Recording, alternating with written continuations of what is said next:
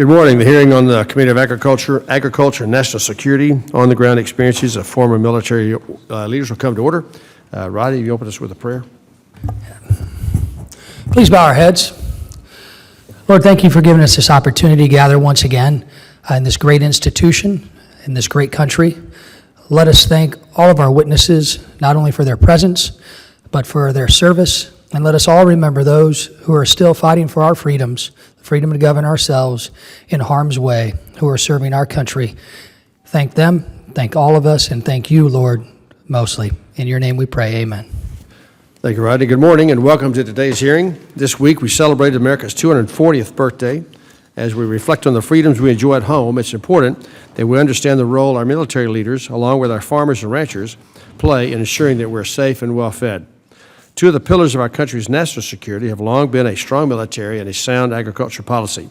For decades, the United States has invested in transportation infrastructure, agricultural research and innovation, risk management tools for farmers, all of which have led to a vibrant, stable agricultural sector in the United States.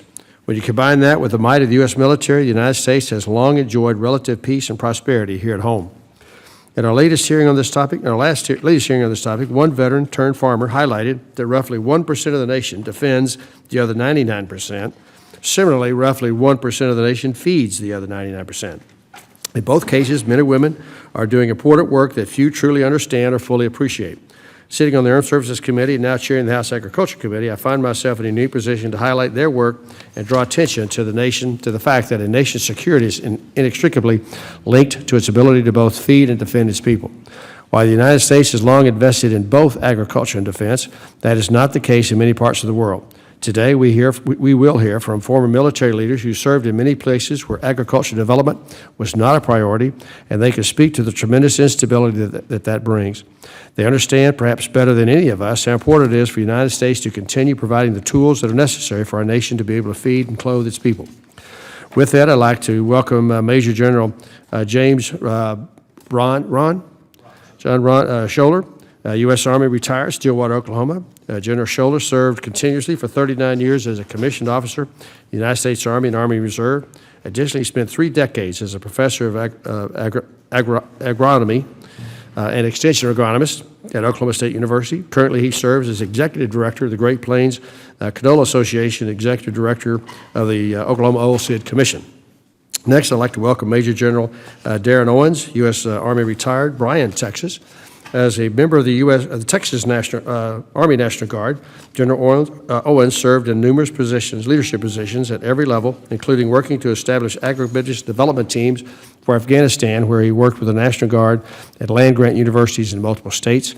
He currently serves as the Chief of Common Management and Price Support Programs at Texas State FSA Office. And our third witness is Colonel Eric Onis, retired U.S. Army, White Bear Lake, Minnesota. Colonel Onis is retired in February 2014 after having served 28 years. During his service, he commanded the Minnesota Agribusiness Development Team, which was deployed to Afghanistan from October 2011 to September 2012. He now serves as the North American Lead for Diversity and Business Impact for Cargill. I want to thank our distinguished witnesses for their joining us today. I'd now like to turn to the ranking member for any comments he'd like to make. Well, thank you, Mr. Chairman, and I'd also welcome our witnesses, and especially Colonel Onis, who I have a relationship with. We going back many years when he was in the Minnesota National Guard, and we were over in Bosnia in 1.5 feet of snow trying to get out to visit one of my Guard units. And over the years, he's done an outstanding job with the Guard and the other military aspects. And he also works for one of our great companies, Cargill, in agriculture, and so I think it's very appropriate that he's here today. Food insecurity around the world has an impact on national security, I think, as we all understand, which is why this hearing today is important. I don't think a lot of people, though, understand this, and they don't realize the important role that agriculture can play when it comes to our country's national security interest. A strong ag sector and stable food supply are critical to national security. In my view, increasing our focus on economic development, particularly in agriculture, could provide some stability to some of the world's most volatile regions. Agriculture is a primary driver of economic activity in most rural areas, and the work and investments we make in food security will pay dividends both worldwide and here at home. Our witnesses today have firsthand experience on these issues. They have served our country by helping to establish agriculture education programs, building infrastructure and expanding ag services in places like Afghanistan, Iraq, Kosovo. So thank all of you for your service. I look forward to your testimony, and Mr. Chairman, thank you for holding the hearing, and I yield back. Thank the gentleman. Chair would request that other members submit their written or open statements for the record, so our witnesses may begin their testimony and ensure there's ample time for questions. With that, I'd like to welcome our witnesses to the table, and General Scherer, if you'll begin, 5 minutes. Good morning, Chairman Conaway, Ranking Member Peterson, members of the committee, ladies and gentlemen. My name is Ron Scherer. I'm a retired American soldier and a professor emeritus at Oklahoma State University. My testimony today is a reflection of my own thoughts and experiences and is intended in no way to represent either the Army or the university. Thank you for the opportunity to speak regarding the importance of American agriculture and its relationship to national security. I, like many others, believe they're inextricably linked. Agriculture and the Army have taken me around this country and around the world. This has afforded me the opportunity to compare and contrast how we feed and defend our citizens here at home with how these two most basic requirements are met in other parts of the world. The safe, abundant, and relatively inexpensive food supply that we enjoy in the U.S. is now produced by fewer than ever. When the Constitution was signed, 95% of our citizens were farmers. By 1920, that was 40%, and now it stands at a little less than 2%. Everyone sees the reasons for the abundance of our food supply through their own prism: the natural productivity of our land, generally favorable weather, rapid adoption of improved technology, and a host of other reasons. One that sets us apart is the sophisticated distribution and transportation system that moves our agricultural products from one part of the country to the other and around the world. Another, of course, is our national farm policy, which includes the farm safety net that sustains our farmers through particularly difficult times. From my perspective, food security is first of all about ensuring that the plentiful supply of high-quality food and agricultural products that we enjoy continues to be available. And that means a robust agricultural research and extension program. We can't secure what we don't have. Public outlays for agricultural research conducted by USDA and our land-grant universities are not a cost. They're an investment. And economic analysis consistently shows that these expenditures produce a high rate of return. The U.S. Cooperative Extension Service is the envy of the world. For a century, land-grant universities have, through extension, delivered practical information to the farm gate and the front door of America. As we look globally, it's clear that we will see even more food insecurity. An exploded world population that will soon be 9 billion will place even more stress on an already stressed system. Food insecurity contributes dramatically to conflict and instability. I've seen agriculture firsthand in around 20 countries. That's included the food-secure countries of Western Europe, and I've also seen the other side of the world, where food insecurity is a constant problem. I've seen agriculture in Iraq, Afghanistan, Kosovo, Guatemala, El Salvador, and China, which is, of course, a special case. I'll make a few observations about Iraq and Afghanistan. Iraq is at once a land of agricultural opportunity and agricultural neglect. Agriculture is Iraq's third largest employer. It has about 8 million hectares of arable land, but only half of that is being cultivated. In the north and the northeast, which is the best land, they grow chiefly wheat and barley. These are low-value, coarse grains.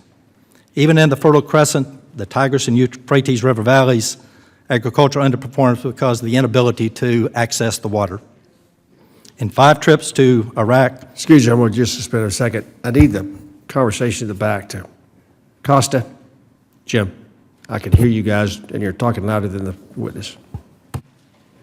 General. In 5 trips to Iraq, I saw my Army units, along with others, hard at work.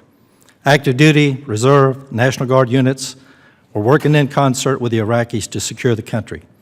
Civil affairs teams and provincial reconstruction teams were setting up or reestablishing local governance, improving electrical and water services, and other programs. Many of the soldiers were using the civilian skill sets that they employed back home in their everyday jobs.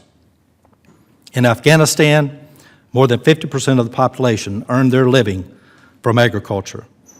The tribal nature of society, the lack of allegiance to a central government, and an entrenched and inflexible bureaucracy all stymie progress. Years of neglect have devastated Afghanistan's farmland and destroyed much of the country's infrastructure. It lacks an irrigation system, and in such an arid country, irrigation is the lifeblood of agriculture. This follows a simple axiom: no water, no agriculture. In Afghanistan, I had a similar experience to Iraq. Military hard at work, all components of the Army, training, working, making progress, but it's very slow progress. In summary, I'm confident that we in this country will meet every challenge for our own food security and will assist our friends and allies around the world with theirs. I believe we owe a debt of gratitude to both the military and our agricultural components of this country for what they bring. Thank you for allowing me to share these thoughts. I'll be glad to answer any questions. Thank you, General Owens. 5 minutes. Chairman Conaway, Ranking Member Peterson, members of the committee, staff, and guests. It's a pleasure and honor to be invited here today to talk with you about the interrelationship of comprehensive farm policy to national food security and national security.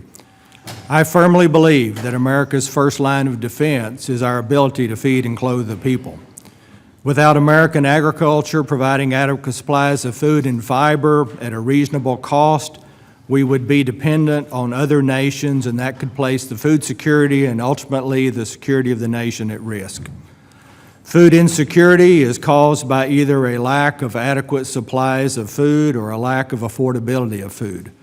Regardless of the cause, food insecurity can have devastating effects.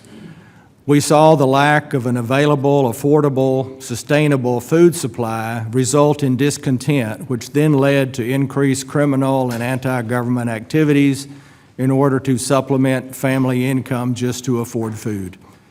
These activities, including assisting with smuggling of food and clothing, products to avoid tariffs, smuggling of weapons and drugs, deforestation of hillsides, facilitating attacks on coalition forces, facilitating human trafficking. An individual or group of individuals would do whatever was required to provide enough food for their families, even if those actions were against their cultural and personal beliefs. All of the criminal and anti-government activities done to improve their own food security had adverse effects on the overall stability of the regions. I believe the comprehensive farm policy and integrated farm programs established in the United States that ensure adequate supplies of food and fiber are available here at a reasonable cost has allowed us to maintain a healthy people and economy. The agriculture development work carried out by the National Guard taught us a lot of lessons. What we found was there was an important relationship between a comprehensive farm policy and the food security and ultimately the national security of a nation. I had the privilege to serve in positions that gave me a unique perspective of how policy directly affects both food security and national security. An important lesson learned was that agriculture development was critical to counter insurgency in areas where food security was an issue. We learned that in order for agriculture development to be successful, it had to be carried out in a comprehensive manner, and that every program needed local participation and engagement in order to be successful. Utilizing the agriculture expertise within the National Guard and taking advantage of their unique reach-back capability to the land-grant universities in a comprehensive approach that was based on key aspects of U.S. farm policy demonstrated that food security had a direct positive impact on national security. We learned that the success of agriculture in other nations' economies was also critical to U.S. security. The ability of partners to commit military resources is partially dependent on their economic well-being. Today, many of the potential hotspot countries are very dependent on agriculture as a core element of their economies. I discussed in my written statement how agribusiness development teams contributed in Afghanistan, but that part doesn't get as much notoriety is how the ADTs help get women into the agriculture workforce, that not only contributed economically, but added a broad moral contribution to the stability of Afghanistan through the further education and involvement of Afghan women at a critical time. Our work showed us that a comprehensive foreign policy that emphasized education, research, extension, market stabilization, conservation, watershed management, and improved land productivity, all carried out in conjunction with rural development to improve infrastructure, combined with standards and regulations to protect consumers, really works. It showed us that foreign policy can positively impact security as well as the overall security of an area. Another valuable lesson we learned is that we could not duplicate the tremendous capability and value that our rural communities add to the nation. The strength of our communities is what makes us special. You can build a national government, you can build a national military, you can even write a constitution. But without communities of educated and experienced leaders, it never comes together as a nation. A nation without food security has only one problem, and it will destabilize the entire nation, and that impact can be felt on a global scale. As you think about the future of foreign policy, never forget that one of the primary purposes should be to ensure the food security of the nation and the sustainability of food and fiber production for our grandchildren's grandchildren. Thank you for letting me speak today and subject to your questions. Thank you, General Owens. Colonel Onis, 5 minutes. Chairman Conway, Congressman Peterson, distinguished members of the House Agricultural Committee, thank you for the privilege and honor of sharing my story and answering questions today. I especially thank Congressman Peterson, Walz, and Nolan for their stalwart support of the Minnesota National Guard over the years. In 2008, the National Guard implemented the Agribusiness Development Team strategy to engage the largely rural population of Afghanistan, to increase farmer prosperity and ultimately greater security as villages connected to valued government extension services, making a lasting and sustainable difference. 5 years ago, I led an ADT for a year-long deployment to Zabul, Afghanistan. Zabul is northeast of Kandahar and is a high desert plateau bisected by the Tarnak River. Zabul is very rural, very poor, illiterate, and very traditional. Local villages lack access to government agricultural services and knowledge of good agricultural practices. Our ADT had 3 main missions. First was to increase farm production and farmer livelihoods. Second was to build government agricultural extension capacity at the provincial level. And third was to improve market access for farmers and spur further value chain development. To accomplish these missions, we developed an interagency approach, worked with U.S. Embassy platform in Kandahar, and held regular meetings with the USDA in Kabul. In my first story, the ADT gained the trust and access where others faced stoic or armed resistance. Arghandab is a remote rural district in Zabul province. The villages are conservative members of the Pashto tribe. Our military had tried to extend governments to this remote area, but locals resisted, not seeing the benefit against probable Taliban retribution. However, when offered veterinary services and farmer training, the elders of the community rapidly accepted the invitation, and veterinarians and agronomists flew to Arghandab to provide livestock inoculations and training to the locals. This mission facilitated opening of doors that were previously closed to us and our partners. Another very successful program trained widows to operate an egg business by providing them 5 hens, feed, and training to run a business which provided them food and income for their families. One of our graduates returned to tell us that she had 62 hens and made $6.75 per day, which is almost $3 more than an average day worker makes in Zabul. This is a prime example that a small investment in hens, feed, and training creates a sustainable, value-based growth business that is scalable and repeatable. We also increase farm crop production by using bees to pollinate crops more effectively. Numerous efforts to introduce European bees failed, as the bees fell prey to wasps, were vulnerable to mites, and had a difficult time foraging on the local fauna. The hives collapsed as a result. We reintroduced Asian bees to the province for non-commercial pollination, which increased local crop yields. The positive results prompted broader use of Asian bees, and our partners in the USDA spread the technique to other provinces. Of special note is the work that was Afghan-inspired and led, was the development of a provincial chapter of the Afghan Chamber of Commerce. This cooperative brought together 270 traders and business leaders to set business priorities and goals for the province.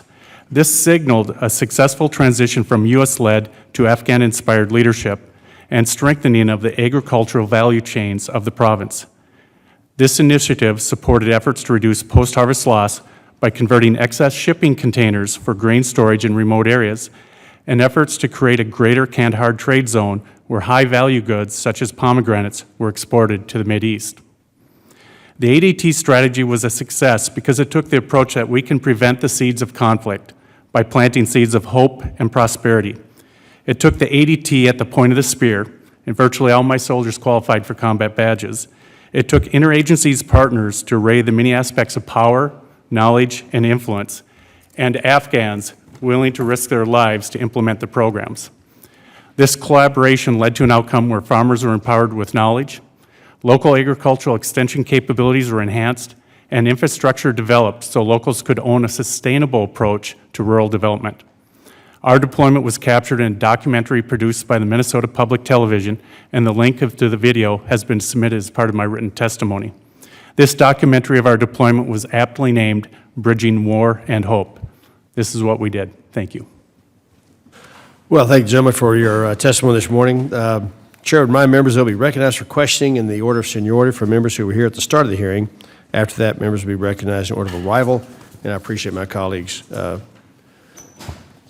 acceptance of that deal. With that, I recognize myself for 5 minutes. General Owens, in your testimony, you connected foreign policy directly to the consumer. Affordable food and fiber is often taken for granted. Each of you, though, highlighted some of the key elements that have allowed the U.S. agriculture to thrive: infrastructure, fertilizers, irrigation, GE seeds, research, extension, risk management tools were created so that we'd have a stable system. What happens if we stop supporting the very things that have allowed our country to have the safest, affordable, and the most abundant food supply? And in your years of service, how quickly can a country correct course if they become food insecure due to poor national policies? General Scherer, we'll start with you.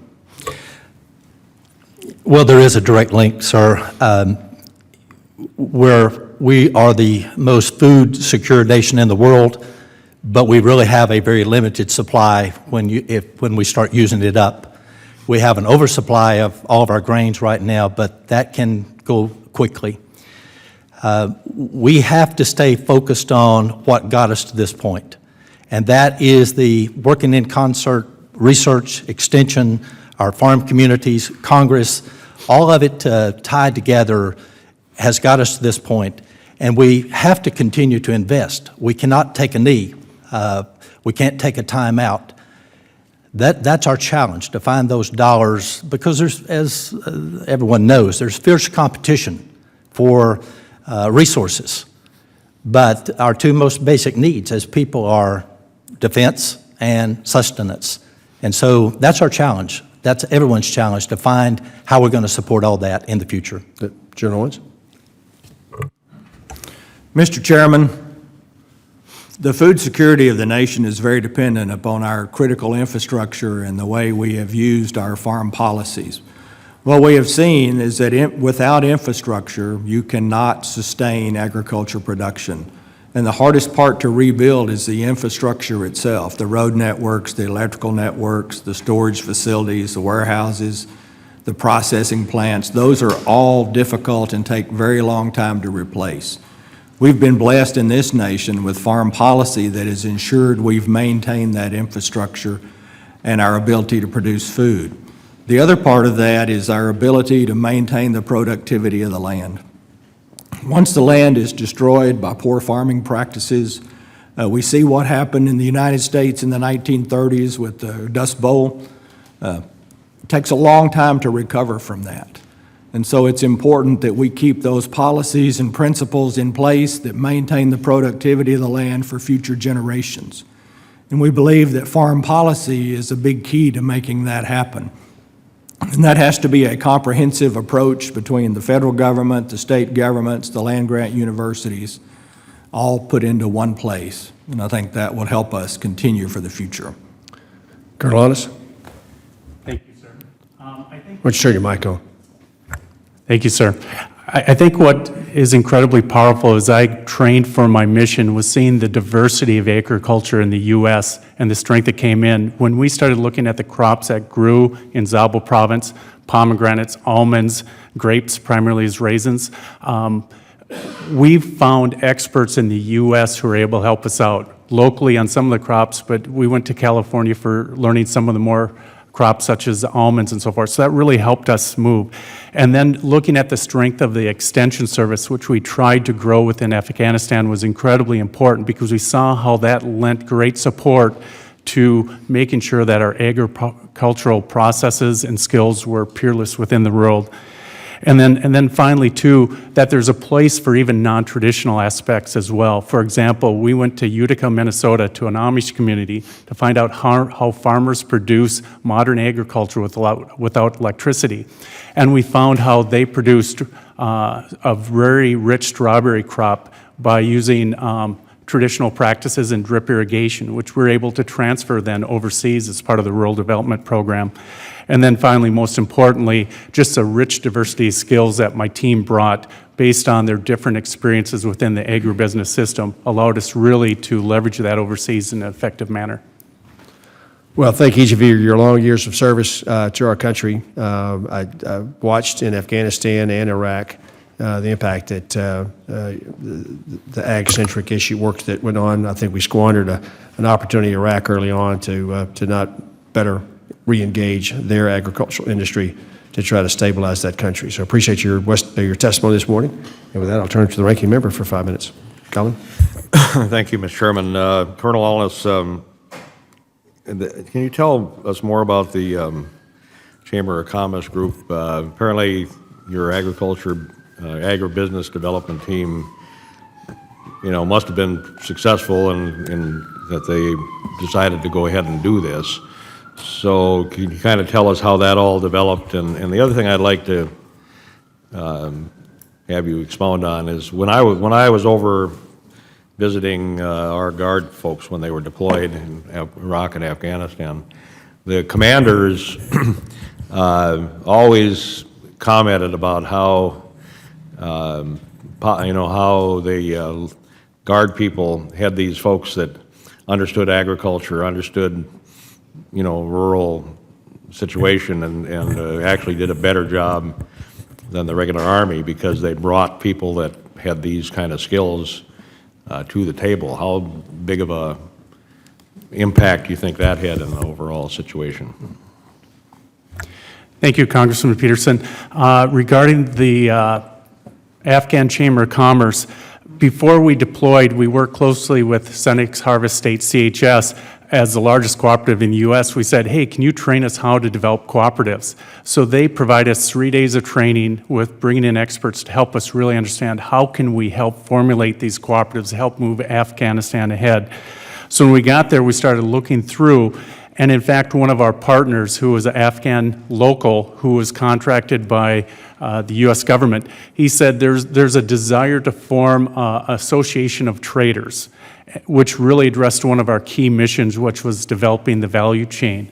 So we allowed him to move forward with this initiative and provided him guidance and support so he could be successful.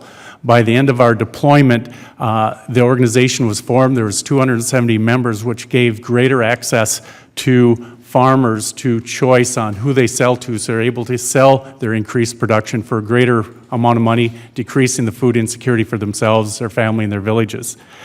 Since that time, that has continued. I was in contact with people in Afghanistan, and now since that time, that's expanded to 4 other provinces nearby, in Ghazni province and a couple other areas, because of the successful nature of that, and the other provinces seeing that, hey, this is working well for Zabul, and it's bringing in greater prosperity, so we want to expand it. And that was done through our partnership with USDA. How many co-ops were formed? Did you actually help form co-ops within the in the area that that are still operating? Congressman Peterson, yes, that one, the Afghan Chamber of Commerce's Zabul chapter, that's still continuing.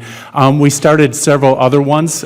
We did one in our southern region, which was by demonstration farm. We're trying to get local farmers together so they could buy produce, more of a traditional co-op.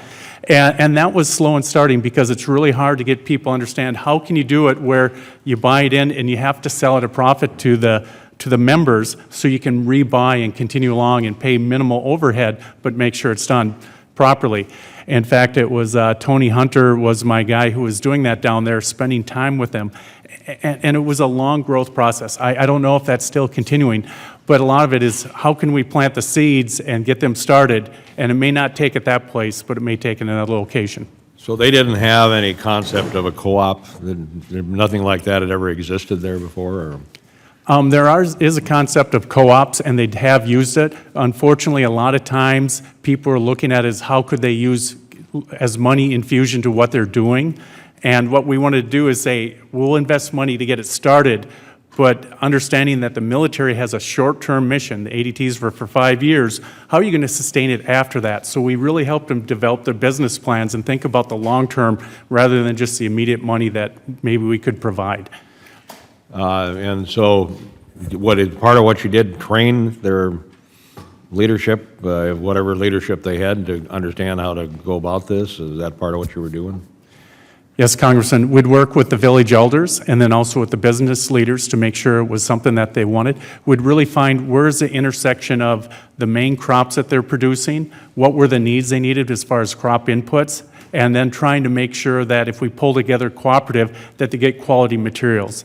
A lot of times in these undeveloped areas, the quality of crop inputs is suspect, so we're always trying to help them figure out how do you get the right amounts, make sure you can make sure the quality of the pesticides, for instance, are adequate, so that way they would apply them in the proper way. Otherwise, what happens, sometimes those things get cut by the distribution people, and so they just think more is better, and that's not what we wanted to achieve.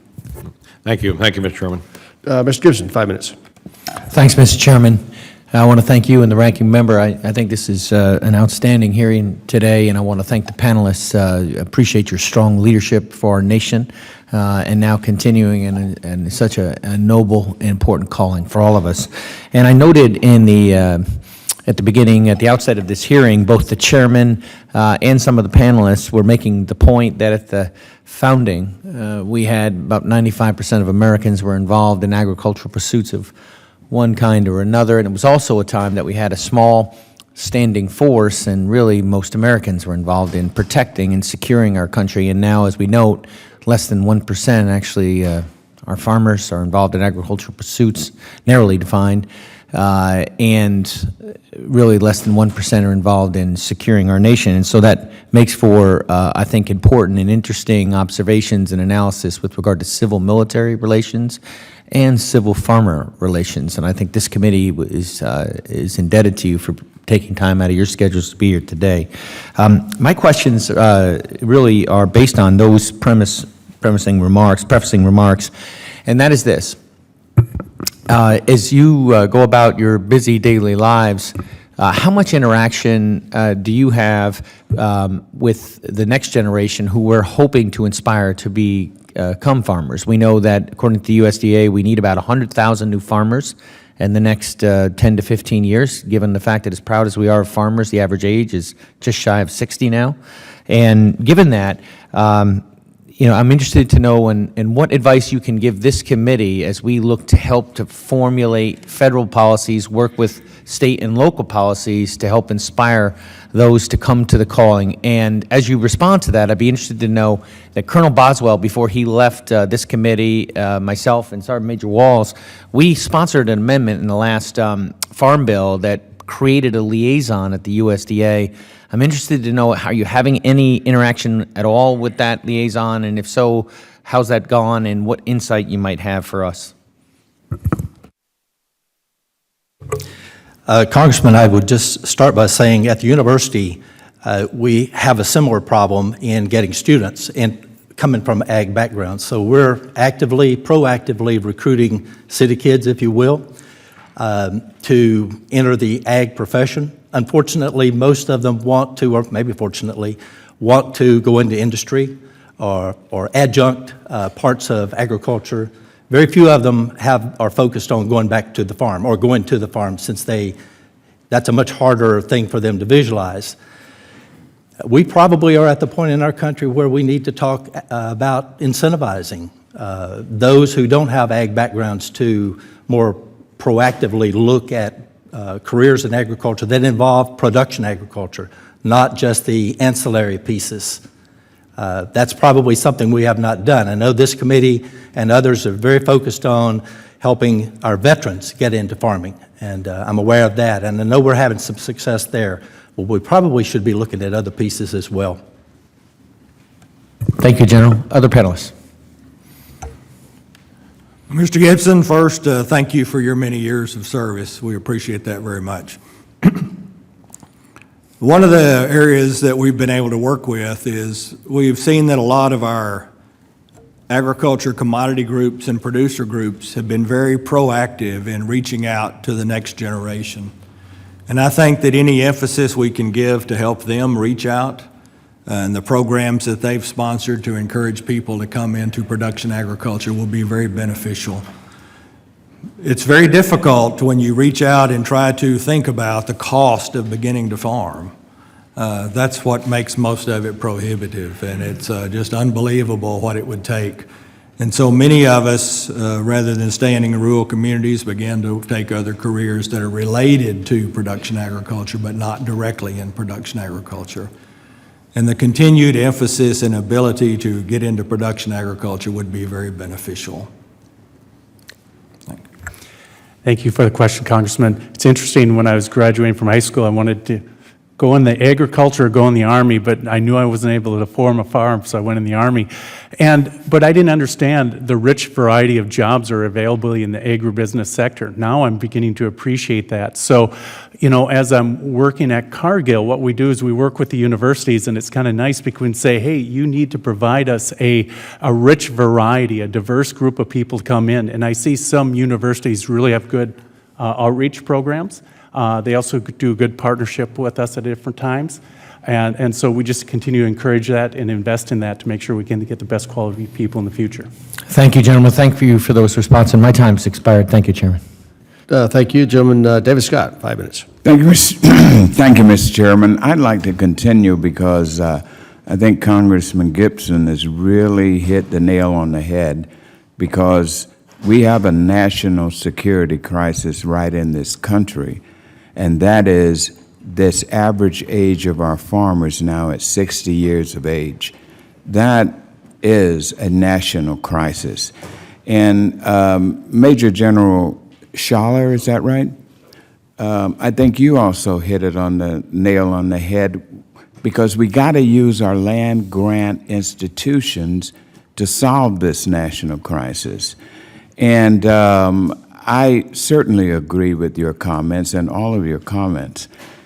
But we have to tackle this issue of getting a new generation of beginning farmers there. We have no choice in this matter, or else our own national security will go down if the age of our average farmer continues to climb and we're not doing anything to address the issues as to why and how to solve it. And I believe firmly that you also hit on the nail, the major in the middle there, because a part of it, this is an economics issue. It's an issue of marketing. It's also an issue of information. And more than anything, it is an issue of utilizing our land grant institutions for the reason we put them there. The land grant institutions were the salvation of the South after the Civil War, that formed the foundation that rose the South to be competitive. That was why they were established.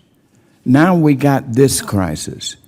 If we were able to increase the area of giving funding to our land grant schools, now, as you mentioned, Mr. Schuler, is research, It's teaching, it's extension.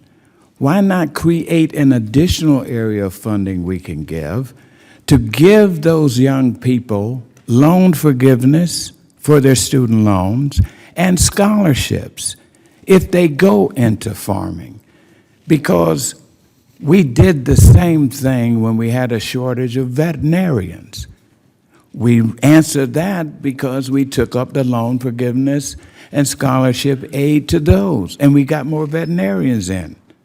Because number one, when these young people, as you pointed out, the general there in the middle, I can't see your name, the cost of an acre of land, just to even start a farm, is $8,000.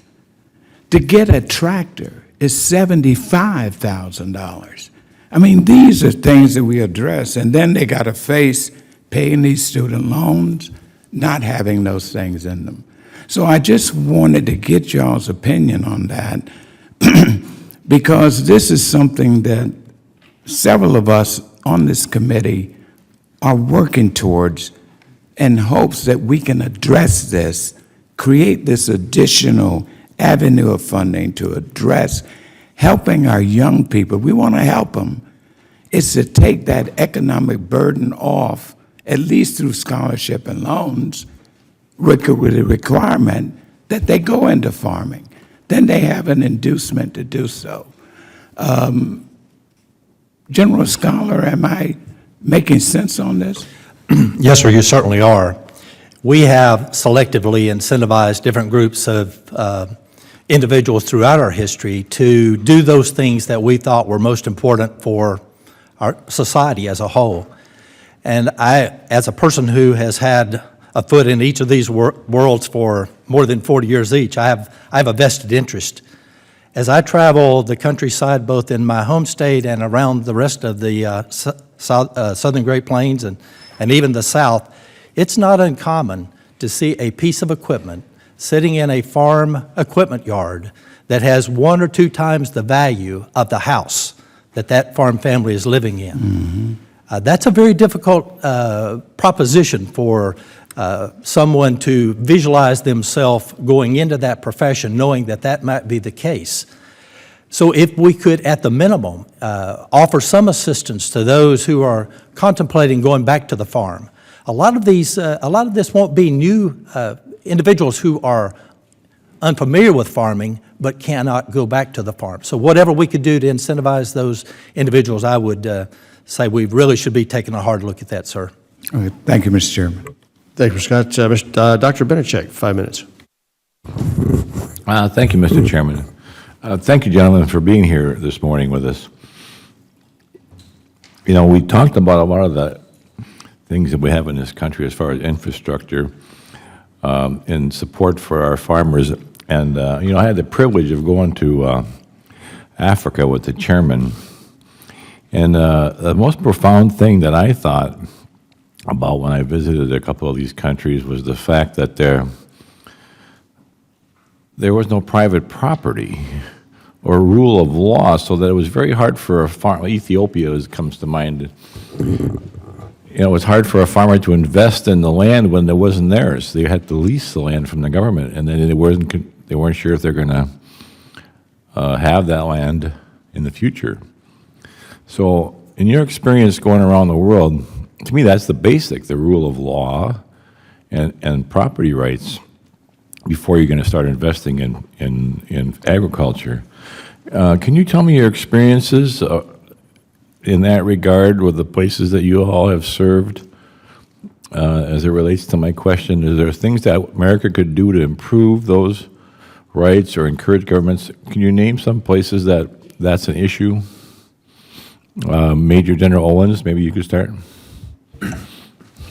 Yes, sir, and I will tell you that wherever we went, 2 of the biggest problems, one is the rule of law.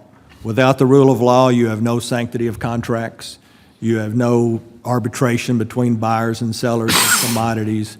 You're just not able to conduct normal routine business that allows them to build an economy of any scale at all. Property rights, what we found was there was really broken down and no individual property rights. we think about these places that have been taken over and in conflict for multiple years, one of the first thing they do is each group comes in and confiscates and takes over the ownership of the land. And there's lost records, and there's disagreements. Some those land records and disagreements went back hundreds of years, trying to argue who owned the property in Kosovo or who owned the land in Afghanistan, and whether it's under control of the village and the culture and the tribe, or whether it's under the control of an individual. And so if we can find a way to continue and establish property rights and resolve differences in land disputes, and then be able to enforce the rule of law, which personally, I believe that in those cases we found that the first rule of law had to be enforcing contracts and being able to have an agreement between buyers and sellers of commodities, or you were not able to build an economy at all. Colonel, do you have any input? Thank you, Congressman. Yeah, I would add, and education. Education is critically important to what's going on in developing countries, and applying that not only to the males, but the female population. One of the things that we did deliberately is when I was building my team, is I made sure I was aiming for 6 to 8 females on my team, because in Afghanistan, a very traditional environment, as a man, I was not able to speak to women. That would be considered an insult, or it would be not the proper cultural way to act. But by having women on my team, I was able to engage 50% of the population that I was unable to otherwise. And we're able to make differences in the life of the people, improving the quality of life of the village overall to make it be successful. And a lot of it came down to basic education. So absolutely, rule of law, education. You need to have kind of a balanced approach, trying to get things moving up together in collaboration with one another so people can be successful. General Scherer, do you have anything you'd like to say? Interestingly enough, if you look at France and Germany, and I've looked at agriculture there a number of times, they don't own the land, but they have a vested interest. They're incentivized to do well with that land. They don't live on the farms. You won't find a French farmer living on the land, and yet in many cases their yields will be twice as much as ours. So they're being incentivized in other ways. I was in China a number of years ago, and they had gone from the community or collective farms to allowing individual farmers to own certain parts of fields. Who owns the land in France? Pardon me? Who owns the land in France, if not the farmer? The government. Same for Germany. And yet the agricultural production is just spectacular. Some that we could only wish we could emulate in some cases. But in China, a farm family owns 8 rows, another family owns 8 rows, another family owns 8 rows. But this was a great improvement from where they had been before, where everything was consolidated and pooled and no one owned anything. So there are probably various models that can be used. Yes, particularly in these underdeveloped countries, they need to have more say in what comes out of their labor. They don't now. And so whatever we can do to advance that cause would be very helpful. Thank you. I'm out of time. Mr. Costa, 5 minutes. Thank you very much, Mr. Chairman, for holding this hearing. I think it's very important. I think those of us here in the committee understand the critical nature of agriculture's importance and productivity and our national security and world security. And so I'm glad that you're holding this hearing. And frankly, I think we ought to do more to tell that story, because obviously our ability to be successful over the last 200 years is begin with an agricultural nation that became very successful at it. Our food supply, our reliable food supply, is part of our national security. It gets taken for granted. But in my home state of California, we produce half the nation's fruits and vegetables, and it's such a diversity of cornucopia. My family, like a lot of the families here and members of the committee, have been involved in farming and agriculture for generations. But General Scholar, in your comment earlier in Afghanistan, and I've made multiple trips to Afghanistan as well as Iraq and other parts of the Southeast Asia, the Middle East, and China, that whole area. when you said no water, no agriculture, that's just as applicable in California. We say, where water flows, food grows, which is the counter to your comment. And clearly, with the planet having 7 billion people, it clicked about 18 months ago, and by the middle of this century, another 2 billion or 9 billion people. Imagine going from 7 billion to 9 billion in a period of 50 years. More demands on the importance of a food supply are just obvious and critical. And so our ability to provide water to ensure that not only for in every region of America, but in other parts of the world with climate change is going to be absolutely essential, I think. Our weather patterns have changed dramatically in California, and we've got a broken water system, and there's a lot of factors that owe into that. But if in one of the richest states in the nation, in the richest nation in the world with the technology and the know-how to manage and plan for the future, we can't get past the politics, and that's our problem in California, primarily the politics of water. God help the rest of the world where, as you noted, subsistence farming is where many of these countries are stuck in. And if they're hand-to-mouth on subsistence farming without the ability to have the reliability, the rule of law, all of the aspects of security in those nations, but in a global sense, is going to determine, I think, whether or not nation states can live together amicably or not in this century. I mean, frankly, without water, I believe water will become, as we continue to see changes in weather patterns, one of the major resource issues like energy, as to whether or not nation states can get along together amicably or not. And we see those dynamics already taking place in Kashmir, in India, and Pakistan. Disputes on water are absolutely critical. So I look at this security issue with agriculture, not only in terms of where you've served our nation and where you've tried to provide solutions to problems in those areas that we've all witnessed, but it's also our own national security. And it's complicated because I think the majority of Americans believe their food comes from a grocery store. And so when 2%, the American Farm Bureau, I looked up the numbers, the American Farm Bureau Federation said that 2% of America's population is directly involved in the production of food and fiber when you look at farmers, ranchers, and dairymen. And in California, it's less than 2%, but yet, we produced $56 billion of agricultural products at the farm gate last year in California. So it's amazing that such a small percentage of the population in the United States and in every region of America can do so much. And there's a lot of reasons for that. Our land-grant universities that have distinguished themselves for over 100 years, new technologies, new science, new ability to produce these products. So, Mr. Chairman, my time has expired, but I think this is an issue that we've got to stay on for all the right reasons, because it's not just the world's security of a food supply, but it's America's security. And it makes it difficult for all of us to do our job when the majority of Americans think their food comes from a grocery store. Appreciate the gentleman's comments. Gentleman's time expired. Austin Scott, 5 minutes. Thank you, Mr. Chairman. And gentlemen, thank you for your service to the country in so many ways. This very issue that we're talking about hit home with me when I was in South and Central America looking at their agricultural capabilities. And the bottom line is they can grow a lot of crops, but they can't get them to a market, and they can't export them. And that means that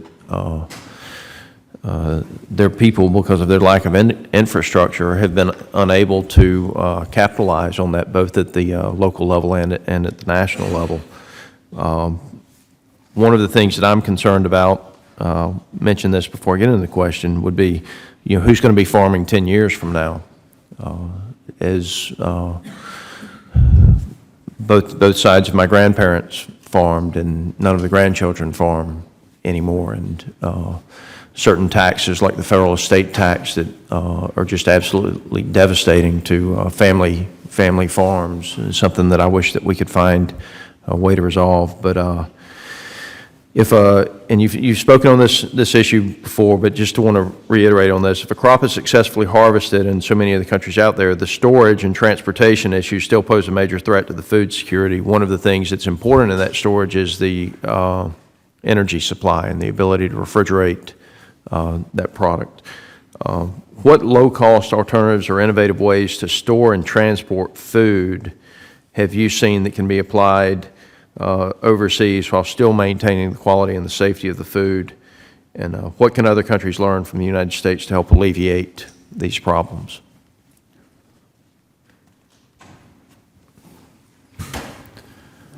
Mr. Scott, the infrastructure and our ability to store and market and move those foods, as you said, is critical. What we learned in places like Afghanistan and Kosovo was they did not have the electrical networks to have reliable electricity in order to have cold storage, for instance, the way we're used to cold storage. And that's where we ask each of the ag development teams and the land-grant universities to develop innovative ideas in going back to cool storage, and in some cases utilizing solar energy where there was no electrical energy. Innovative ways to utilize storage connexes buried to create underground cool storage, and ways that they could maintain the quality of commodities for an extended period of time. It may not be for the period that we could store it here in the United States, but then that we could store it for an extended period, extending their marketing period and the period to which they could then generate income for the families. The other thing we saw is that there had to be a comprehensive look at all development. You know, you had to look at roads, you had to look at where to put electricity. It's like, where did you want to process a commodity? That's where the roads had to go to, that's where the electricity had to go to first. We have a lot of individuals that want to do a lot of good, and everybody wants electricity, everybody wants good water, everybody wants good roads. But you had to come in a comprehensive policy and target that in order to enhance the agriculture ability to store, process, and market those commodities. And if I could just add to General Owens' comments, it's really key to look at, as he said, the cool chain, because a cold chain just isn't possible. It's not economically feasible or practical in places like Afghanistan, rural Afghanistan. So what we did is we look at how could they be transporting things at night rather than just doing transportation in the day to help keep it cool. But also changing how they approach. Instead of trying to sell grapes, they sold raisins. We used their traditional practices and leveraged that so that they could sell their product regionally instead of trying to rush something that is not sustainable, that's relying on dollars that won't be there in the long run to set up for them. And then limiting to the extreme high-value crops like pomegranates, trying to get them out in using the cool value chain type of process. Mm-hmm. Did you look at dehydration and then rehydration? And I mean, you can carry a lot less. I mean, you're carrying water. Right, Congressman, no, we did not. We were looking at how could we use traditional practices as much as possible, things that were culturally acceptable to them, rather than trying to introduce something brand new into the process. Well, thank you for your service in many ways, and this is one of the things that I think America sometimes takes for granted in this country, that every time we walk in the grocery store, there's going to be food on the shelves, and thank you for being a part of the solution. Gentleman's time has expired. Mr. Walls, 5 minutes. Well, thank you, Mr. Chairman, and I'd like to stress, and thank you personally, this series of hearings on agriculture and national security and the broader global food insecurity issue is smart policy. I think your intersection of leadership here and in the Armed Services Committee, like my colleagues, Mr. Gibson, Mr. Scott, that we care about this really makes a difference, so thank you for that. And to each of you, for so many reasons, but I think it's important that you are living proof of the incredible asset and the dynamic nature of our National Guard, which you make it very easy to advocate as the one force of how we get at this. And I think you're making a point that all of us are stressing, the idea of how do we bring all of America's smart power tools to the fight in making sure that these countries do not become havens of destabilized, and each of you have stressed it in such clear terms that food insecurity, we can spend a lot of money training rebels and equipping them, but if you've got a hungry population with no stability, that's not going to do us any good. And I think it's really interesting that we brought it here, because the policies we make here really matter. Recently, General Rodriguez, the commander of AFRICOM, asked Congress to change a policy to allow him to transfer DOD funds over to USAID in support of his mission for the very things that you're doing. He gets it, but that money's siloed up, the policies are siloed up, and we're not able to get at these success stories that you're showing. So I appreciate each and every one of you for what you're doing. Just a couple specific or maybe questions you can help me understand. This one, General Scherer, to you, dovetailing off this USAID piece. USAID was asking for some of these funds. They have some or whatever. They're setting up an extension service type of program in Afghanistan. I'd like you to talk a little bit about that, because I think the challenge for many of us is we know you can do the good work. I know Colonel Onis will do the work and his team will do the work, which I'd encourage all of you to watch the documentary he's talking about if you want to see this in practice. Our concern is long-term sustainability when we hand it over to the Afghanis, and I want, if you could speak on that maybe. Thank you, Congressman, for the question. I was in Afghanistan one time, 2006. I was in Iraq several times. I would like to say that my knowledge and information about Afghanistan is dated. However, when things don't change over centuries in a country like that, a decade is a blink of the eye. It's interesting to hear my colleagues here talk about the success they had, and I'm impressed with that. They did get a lot of traction, but it is still a very, very difficult place to operate. I'm heartened by the fact that USAID is setting up or has set up an extension service there. It's the age-old question, do you give the man the fish or do you teach him to fish? Yeah, correct. And in this case and in all the cases, it has to be some of both. We will get no traction in those countries unless we lead them to some success. And I think we're doing that, but it's going to be a long haul. And I would kind of close my comment on this by thinking about something that a colleague from Afghanistan told me many years ago about his country. And it was talking about the bureaucracy. But in today's vernacular, what he was describing was bureaucracy on steroids. Very difficult for those leaders to have the best interest of their population at heart when they have their own issues. And we see that in all the countries we're working of that nature. I agree. I thank you for that. Now, Colonel Onis, I'll go to you. We talk in the theoretical here of stabilizing nations. Well, that's great, and that's our ultimate goal, but the strategy and the day-to-day stuff is those micro projects. And you talked a little bit in your testimony, written testimony, Colonel Onis, on the Women's Poultry Training Program. Small program, small investment. How big of impact, and how can we duplicate that and make that spread? Well, in fact, that did spread, because as we worked these programs, we shared it amongst the ADTs. And we had monthly teleconference meetings that we shared amongst the country, and would share these ideas about how it worked, how to make it effective, what were the best practices so it could be put in other areas. And that program was run specifically for widows, the most vulnerable population, and helping them to reach their own success, to be successful for themselves. But also there's other similar programs we could run on other type of training programs for the other farmers, help them be successful as well. So the continuation of your program, it's been 4 years, Colonel Onis, since you were there. How are you getting feedback, and what are you hearing about the seeds, literally and figuratively, that you planted there? What's happening today without you there and your team there?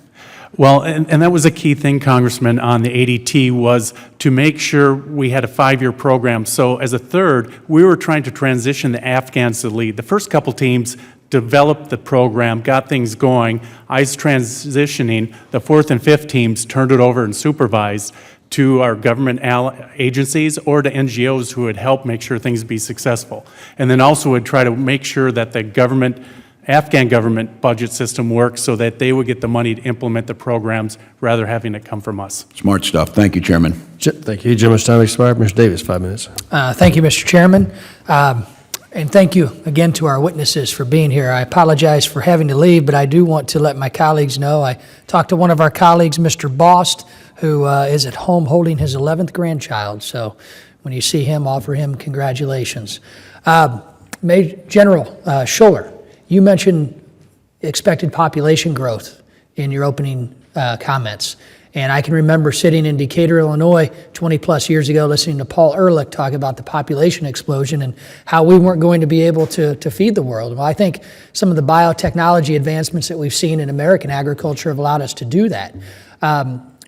With both of those instances, with the expected population growth and biotechnology, how important of a role do you think biotechnology is going to play in developing countries that you talked about and the rest of the panels talked about? Well, thank you, Congressman.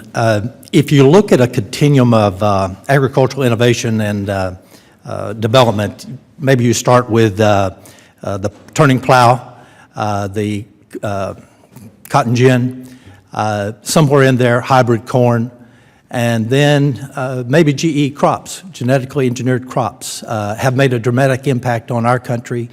They're making some impact in the rest of the world. There's a lot of let's say they're not as embraced as maybe they are in our country. Do you agree with that? No, because I don't, Congressman, because if you look at the study that was just released by the National Academy of Sciences, 900 studies that they looked at, a fresh look at, 50 scientists over a 20-year collection of studies, and they've declared that GE crops are safe.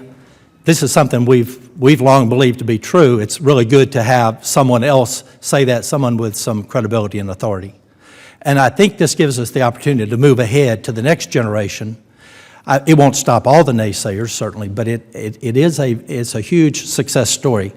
But there's a whole generation of GE crops waiting to be discovered. The technology is still in the lab. But they're going to cost money. They're going to cost money for the producer to grow them. The seed is going to cost more. And we're going to need to move, we're going to need to sell those crops. Whether that can be immediately available to those developing countries remains to be seen. We may need something in parallel, the Borlaug, the Green Revolution. It's abundantly clear we're not going to feed those 9 billion people with current policy, current growth. Well, thank you, General. And Colonel, thank you again for your service, too. You mentioned your time in Afghanistan recently. And can you talk a little bit about, in that aspect, a little bit about storage and transportation issues and what may be happening here in America that we can then translate over into societies like in Afghanistan that you're trying to help become self-sustaining, and how can we then market those advancements that we have here that may or may not work in a country like that? Thank you, Congressman. Well, I think looking at Afghanistan, there's virtually nothing there right now. So you have to look across the border and come up with practical, reasonable ways for them to move forward. That's why we select pomegranates as one of the crops for them to try to export regionally, because it's a high-value crop that tolerates a cold value chain well. So we're able to do that well and move it forward. But we had to be cautious with other crops like grapes that it just didn't have the cold value chain to move forward. So we help at the local level by, first of all, increasing production. That was one of our base missions. Secondly, developing a co-op so that there's an association of traders, so there's choice to buy it, and when production does increase, it gets off the farm. And then working with the Department of State, USDA, to build some of these regional partnerships so that they have a place to export it to. So it's a slow growth, and trying to get it where you raise the water and all ships raise at the same time is what our objectives were. But it has to be modest and very sustainable, acknowledging their poor infrastructure. General Owens, do you have any comments on either of the subjects in the last remaining seconds I have? Well, the two things that we would look at, one is what Colonel Ellis has talked about was we had 52 separate ag business development teams deployed in Afghanistan that all tried different issues with this. And each region had its own problems with different commodities that needed to be grown, which created value. and there was no storage or ability to move and market those commodities, and the need to grow commodities to actually feed the people, such as wheat. And those interacted together. So our critical infrastructure is so important to maintain and keep for the future. Thank you all. My time's expired. Mr. Nolan for 5 minutes. I want to thank you, Mr. Chairman, for conducting this hearing and thank our witnesses here for your distinguished services, particularly in such a dangerous place as Afghanistan has become. And I'd be remiss if I didn't point out how proud we are of the National Guard in particular, but Minnesota National Guard in particular has performed so brilliantly in all of its deployments throughout Iraq and Afghanistan and other places like Kuwait. We're so very proud of all of you. And I for one, am particularly proud of the Minnesota Guard's effort on agriculture in Afghanistan. Some 40 years ago, this committee established a bipartisan presidential commission on world hunger and determined that food first was the foundation of security in the world. And it wasn't producing ornamental flowers and fat cattle for export back to the United States. It was showing widows how they could, put together a little hen house with eggs and some grain and to be able to make a living. So we're so very proud of that effort. And clearly that is the key. That is the key to securing a peace in this world. So that's a compelling story. I found with interest your story. We've joked about it, but it's a God's truth, and other members here have talked about it. You know, you thought about going into farming or getting a job, and those of us from the farming country know that if you want to be a farmer, you still got to figure out how to make a living. And you found a brilliant way to combine both, and nice work at it. So we've had, I wish we had more time. I got so many questions here I wanted to ask. I've looked through some of the Inspector General's reports on Afghanistan. And because it is such a dangerous place, because you can't inspect, because you can't audit, my questions are, how dangerous is it? If you can't inspect, you can't audit.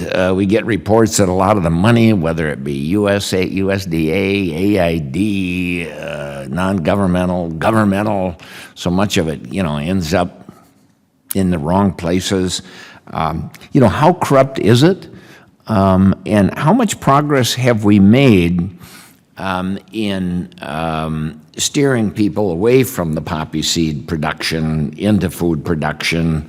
You talked about the importance of the co-ops, and you read stories where they had a brilliant crop and just an abundant production, and then it ends up rotten because they don't have a way to get it to the market. So kind of some broad questions. If I could, I'd like to start with you, Colonel Onis. How dangerous was it? How corrupt is it? We hear it's the #1 narco state in the world. Business communities say it's the most corrupt nation in the world. I can't imagine what it must be like to have to work in that kind of an environment because of its importance and because of its danger. But thank you. Please respond. Thank you, Congressman. And Afghanistan is a incredibly corrupt place, and it's very difficult. That's why when I went in, I said money's not going to be a metric for us. So we're not going to measure our success on how much money we spent. We want to build it based on how successful we are. So for example, one project, we wanted to build a 10-acre perimeter for a stockyard. And when we first started, the first bid went out, it came in at $2.1 million for that wall. And I said no. But the Afghan culture is to come in with a wildly high bid and then negotiate down. But we had to work on Title 10 rules, which is take the lowest acceptable bid. So as a commander, I said, all those bids are unacceptable. We had to do that 4 times until about 8 months into our deployment, we finally built it for $60,000. But that's just the way it is. And unfortunately, people don't have the cultural understanding. So a lot of times we way overpaid, and the Afghans actually looked at us as corrupt because we way overpaid for things that we didn't negotiate, but we have to follow our own laws as well. So sometimes our laws get in the way of what we need to do well. Just one other thing is the way to defeat poppies. There wasn't a lot of poppies in our area, but the it was an Afghan issue, and the Afghans addressed it, and they addressed it as a value decision. We could not outpay for farm produce if someone chose to produce poppies. But we talked to them, and the Afghans talked to them and said, do you want your sons to get hooked on this? And they would say no, and as a result, then people wouldn't do it. And that's what it has to be, a value decision. Well, thank you so much. My time Chairman's is time up. has expired. Mr. Kelly, 5 minutes. Thank you, Mr. Chairman, for talking on two of my favorite topics in the world, which is agriculture and the military. I've spent about 30 years served with Colonel Breor, if you knew him. I went to War College with him, have worked with the 36th. I've also worked with the Red Bulls and a warfighter a couple of years ago. So I understand the importance of our National Guard. Colonel, you had a comment, money is not a metric or not the metric to use when you're dealing with them. And having been in Iraq but not Afghanistan, I know the cultures are similar in a way. We've had many hearings on whether or not to use bags of rice with USAID written on them or vouchers or money. Do you have any, which do you think is less likely to be used in a way that we intended it to use? I think you're right, Congressman. It's best if we can bring in the services, and better yet, if we can align our resources so we can monitor and track it going through their government systems, so we can help train them to do it the right way and supervise it and hopefully catch them doing it the right way and keep them doing it the right way so we can be successful. But it's very easy for money or vouchers or other things to be misappropriated in these countries which are still forming and where corruption is a little different. They have different cultural values than what we have, correct? Absolutely, Congressman, and that it was well known that a lot of U.S. money ended up in Afghani bank accounts in some third world country, or as the General just related to me this morning, there's a lot of very big houses around the Ministry of Agriculture in Bagram area. So, I mean, we knew that money was diverted where it should have been. And again, thank all you gentlemen for your service both in agriculture and in the military. You know, I like to say, I actually said it on the 4th of July this year, 1% of our nation serves in our military forces, and you guys said 2%, but it's, you know, between 1% and 2% farm. And so you're in both of those categories, and that's very important to me. One of the things I want to focus on is the National Guard. Mississippi has a partnership with Uzbekistan. Each state has a partnership program with states. Many times we focus on the military training aspect of that. Have we looked at, or do you think there's potential to use that same program to help them set up systems and co-ops and those things with those state partnerships with the National Guards to help them set up a working? Mr. Kelly, thank you for your service. And yes, sir, the state partnership program is very unique. General Ellis probably would let you know that it was a Mississippi security detail that provided security for that Minnesota Ag Development Team in Zabel Province. And Mississippi gladly was one of those states that helped us deploy Ag Development Teams. The state partnership program is limited today to military relationships. And there is a potential in those areas such as Africa and other places where we have state partners for military and civilian relationships. And I would encourage the committee to really look at how do we get to a point where we can have military to civilian that then can translate to civilian. Because right now it's military to military and then don't you go to the civilians. And that state partnership gives you a lot of capability and reach back to those individual states with those state partners. And they develop such an important relationship. And you will know that in Mississippi, they bring our partners over and train them in Mississippi. Mississippi National Guardsmen go and train them. And we have a great potential in the conduct of what we would call stability operations, either the phase 4 of a conflict or even after a total conflict or maybe in prevention of a conflict in places that the state partnership program, if it was expanded to allow for military to civilian engagements, could use things like the agribusiness development teams. But I will tell you that a whole brigade combat team, like the 155th in Mississippi, brings a whole community of civilian skills to the table that have the potential to, We were able to fix a factory in Afghanistan that was a furniture factory because we had a mechanical engineer and a furniture design engineer that were Cavalry scouts. Let me real quickly, General. Stability is based on food sources in many cases. Is there any statutory prevention that keeps the partnership program from being used like that? And There's a statutory prohibition of the military to civilian engagements and work. I yield back, Mr. Chairman. Gentleman's time expired. Mr. Ashford, 5 minutes. Thank you very much, Mr. Chairman.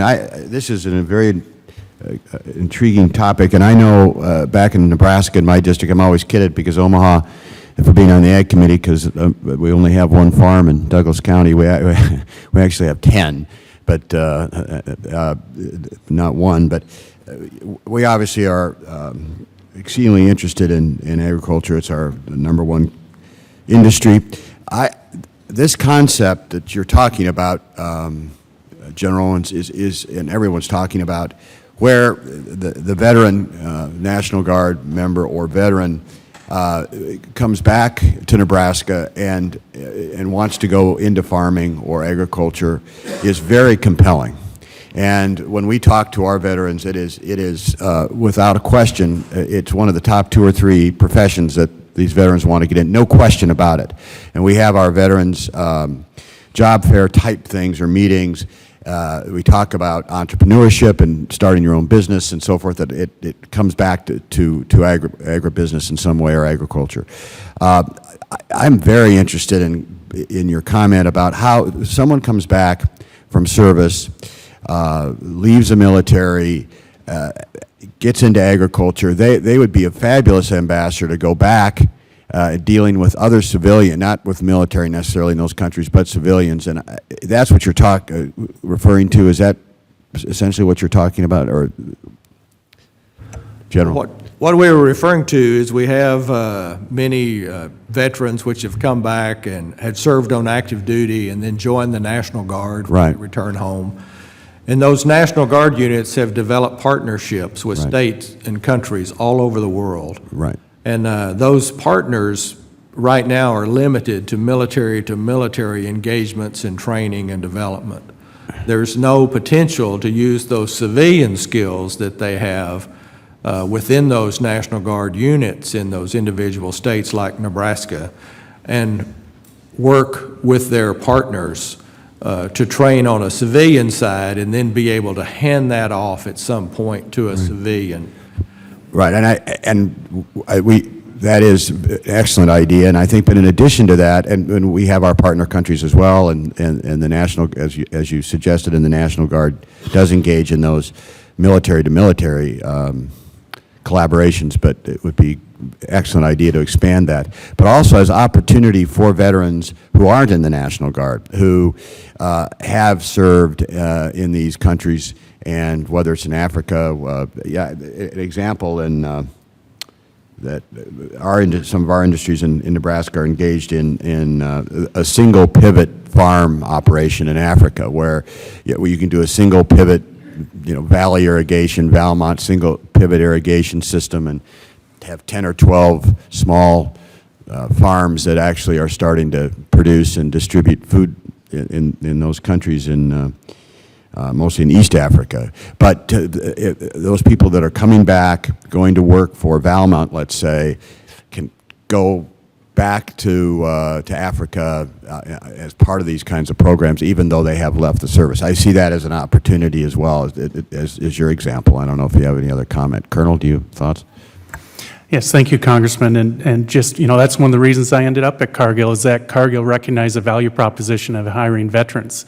And so I bring to that force, and we've joined American Corporate Partners, where we help mentor veterans as they're considering their transition about how do they make it to corporate America, in our case specifically in the agribusiness realm. And then we're also looking at how can we go to the bases or posts where service members are being discharged as they transition out of active duty, and they want to come back home. And of course, our company, Cargill, is across the nation, 750 locations, so we want them to come back and work for us. So those are the value proposition veterans make, and we're trying to bring them into business. And you're doing an excellent job in Nebraska at Cargill, and thank you for that. near my district, the Cargill plant, there's a major employer of veterans.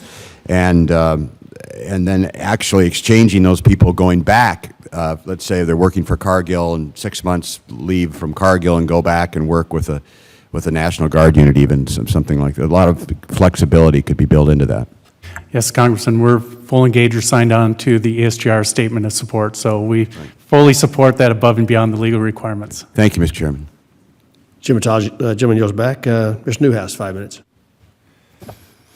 Thank you very much, Chairman Conaway, for holding this hearing, and I want to thank all three of you gentlemen for being here. Thank you for your service, both in the military as well as your work helping other nations and rebuild their infrastructure. You know, I couldn't help but remembering something I heard a long time ago. Former Secretary of Agriculture Earl Butz said something like, you can't talk politics to a starving man. Which, if you think about that, does a lot about what we're talking about here, how important food stability is in a peaceful world that certainly all of us are striving to achieve. So I appreciate all of your work in helping people be more sustainable in their food supply. I did have a couple questions that I wanted to talk about or ask you about. In my former life, I was a director of agriculture for the state of Washington, and I had the opportunity, the privilege of going on several trade missions to help increase international trade. And I realize that some of the work that you folks have been involved with, trade means different things. It may not be across the ocean, it may be just a few miles down the road. But I wondered if you could talk about the importance that trade, it sounds to me like that you've worked on that, Colonel, and I think both of Major Generals have as well, increasing people's ability to produce a little extra to augment their income. Could you talk about how important that is in building relationships? You know, we're engaged in a lot of discussions right now with concerning international trade, increasing partnerships abroad, and is that something that you saw as important in helping a country or a people better themselves? Colonel or Major General, whoever would like to start. Let me just, Congressman, start by saying, to correct the record just a bit, I'm an Army Reservist, not a National Guard, with deference to my colleagues to my left. We've worked very closely together. I'm sorry if I made that mistake. No, that's okay. I just would be remiss if I didn't point that out. I will say that my convoy security guard when I was in Afghanistan was from the 45th Infantry Brigade, Oklahoma National Guard, and I was proud to have them. At one time, Afghanistan was noted for the high quality of several of their fruit and nut products that for export, world renowned. And now we have broken infrastructure, broken production, broken export, broken everything. They can't produce for themselves. So that's how quickly things can deteriorate when there's not a focus on doing things right. And so I'll pass the baton to my colleagues here. But at one time, they were so much better than they are now. That's interesting. Thank you. Yeah, Congressman, I'd do that too. Everyone talks about the great raisins that came from Afghanistan in 1973 and how they used to be in the stores here in America. But as I said, 30 years of war has destroyed the infrastructure and a lot of the knowledge around that. What we tried to do is work, how could we demonstrate? So I talked about pomegranates. We work with the Department of State so that they could use the excess air capacity that came in and actually to pay for that and ship over to the Mideast so they could see that what is in the realm of possible. So we demonstrated the realm of possible and then helped them develop slowly the infrastructure so they could do it themselves. Appreciate that. Major General Owens, as a fellow ag economics major from Washington State University, you're Texas A&M, I just wanted to let you talk a little bit about the work that you've done with land-grant universities and maybe give us some examples of some of the things that you saw as important there. Well, thank you, Mr. Newhouse. What was important is, as I mentioned earlier, we fielded 52 different agribusiness development teams from 17 different states. And that didn't mean that only 17 states contributed. For instance, Colonel Aylis has had a member from, part of his team was from North Dakota. They trained with North Dakota State University. The land-grant universities were essential to build as partners. with each of the ag business development teams. The land-grant universities provided the reach-back capability to the right technical experts that could help. You know, we didn't know about pomegranates, we didn't know about grapes, but Fresno State knew about it, or UC Davis knew about it, or Purdue knew about it, or University of Nebraska. Somebody knew. Or Washington State, maybe. Or Washington State knew. You know, Washington State was actually beneficial in a lot of the wheat work that we did, and you know, with their great wheat growing regions in Washington. But the land-grant universities freely opened up and provided that reach-back capability in a partnership. For instance, Texas Extension Service put an Afghan county on their website that allowed the ag development teams from Texas to have the exact same reach-back as any extension agent anywhere.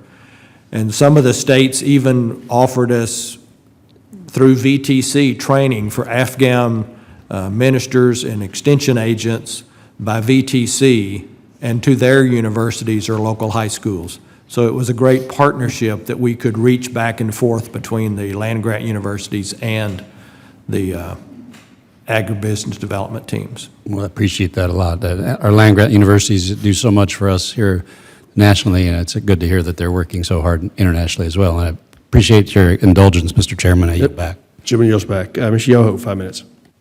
Thank you, Mr. Chairman. Gentlemen, I appreciate you being here, and again, appreciate your service, as everybody else has said. What you're doing is so important, and I think that one person said that you can't talk politics with somebody that's got an empty belly. And George Washington always stated that to have national security, you have to have national food supply. Food security too. And so what you're doing is so important. Major General Scherer, you were talking about the GMOs. How well are they received in other countries? I know you talked a little bit about that, and then you quoted that article, which I think is so important that we in the USDA get out there as a policy of public awareness. And then there was the article that just came out with the 100 Nobel laureates, all in agreement on the safety, the effectiveness of the GMOs. And when we know, I guess what my question for you would be, what would you recommend on a policy to get the benefit of these products out there, knowing the success of them, the safety, the effectiveness, and the efficiency of growing them? Well, thank you for the question, Congressman. I believe we just have to stay the course.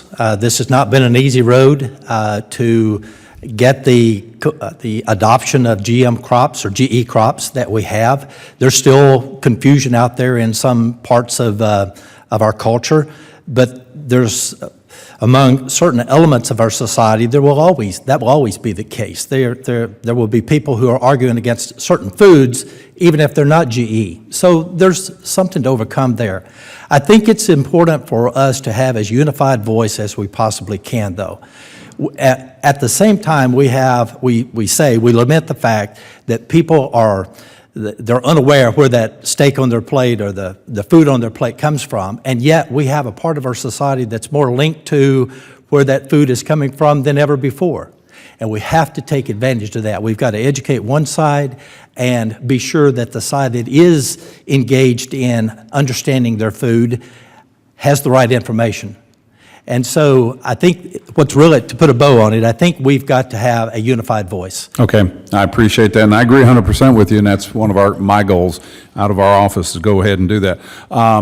Major General Owens, you were talking about the land-grant universities, and I come from the University of Florida, and I got to give a shout-out to them and IFAS, so go Gators.